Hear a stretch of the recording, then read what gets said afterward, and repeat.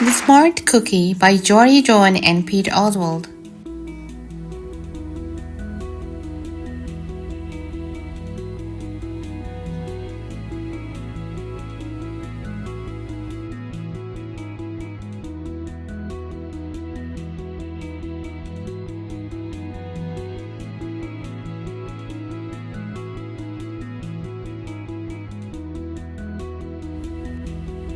Greetings, I'm a cookie.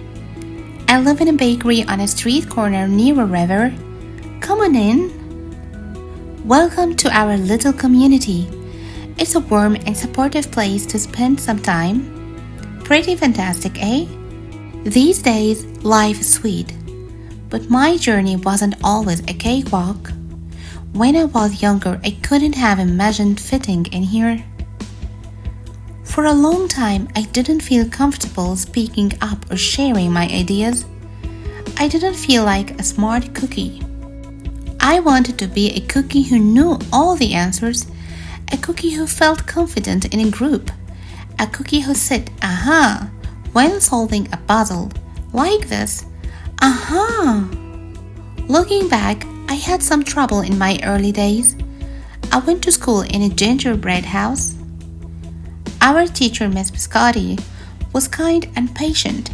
When I arrived each morning, she'd wave at me and smile. But I didn't get the best grades, and I never raised my hand because I couldn't think of the answers as fast as the others. And I was the last to finish most tests. It wasn't because I didn't care, and it wasn't because I didn't try.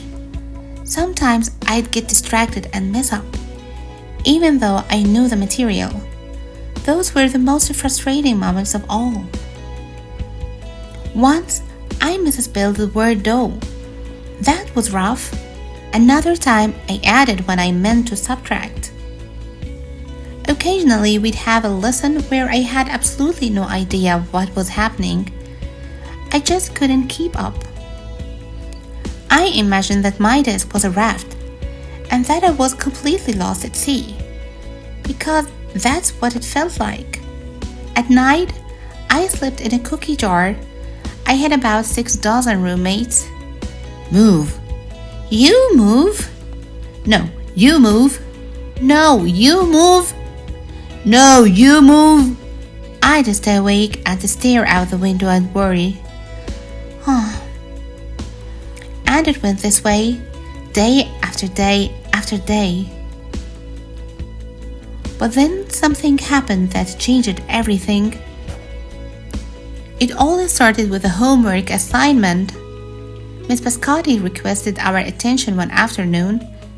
Tonight, I would like you to create something completely original, she announced. It can be anything you want. Please bring it to class tomorrow. That was it. There were no further instructions. Scotty winked at me as I gathered my belongings. Felt like I had a million butterflies in my stomach. Create anything? Something original? Due tomorrow? Gulp! When I got home, I immediately went to work. At first, I tried a cooking project. The results were half-baked. Next, I tried to hammer and nail something. It is splintered immediately. Then, I tried making a sculpture. It was a complete bust. I wondered if I was about to fail yet another assignment. I was stuck. I stared out the window and watched the rain hit the river. There was something mesmerizing about the water, how it moved in such a chaotic way, swirling around and around, yet ultimately figuring out exactly where it needed to go. Aha! Suddenly, I had an idea. I decided to write something original, a poem. I came up with a title, based on how I had been feeling, my crummy days.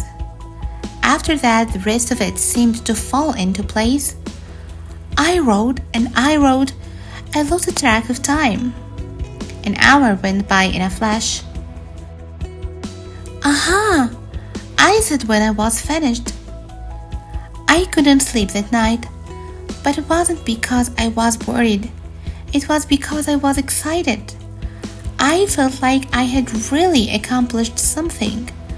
I felt smart. Following day, Miss Biscotti asked for volunteers to share what we created. One kid showed off his original frosting art. Another kid revealed her sprinkle distribution machine. It was neat seeing how everyone was good at such different things. Finally, Miss Biscotti turned it to me. "Would you like to share anything?" she asked. Gulp. I gulped. I thought I'd probably crumble under the pressure, but I made my way to the front of the classroom. I noticed my hands were shaking. My mouth went dry. "This poem is called My Grumpy Days," I said, my voice cracking, and then I read it aloud. As I spoke, I noticed some kids nodding at certain lines. Other kids laughed at parts that were supposed to be funny. They built toward the final. I felt myself becoming more confident and animated. And in the end, everybody clapped and cheered. I promise you this, I'll never, ever forget it. Miss Biscotti was beaming. "No one but you could have written that poem," she said. "It was completely original." Aha! I had done it. I'd created something and shared it with the world. Well, my world at least. The rest of the day was a blur. By recess, I was already planning my next poem. I would call it My Sweet Morning. Aha! I thought when I came up with the title. Later that afternoon, Miss Biscotti handed me a note.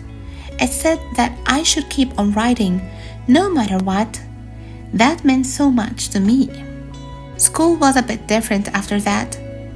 I wasn't so scared to raise my hand or ask a question, or share my work. Sure, some things still don't come as easily for me as they do for others. I know that you can be smart in many different ways. You don't have to have the answers to every question or suddenly be great at everything all at once. You just need a chance to try all kinds of things to find out who you are and what you like to do.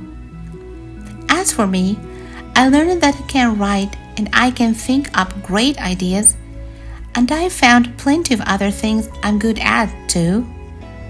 I no longer feel lost at sea. It's more like floating down a river, and the best part is there's always more to learn because we're all smart cookies. The end. Don't forget to like and subscribe. Bye.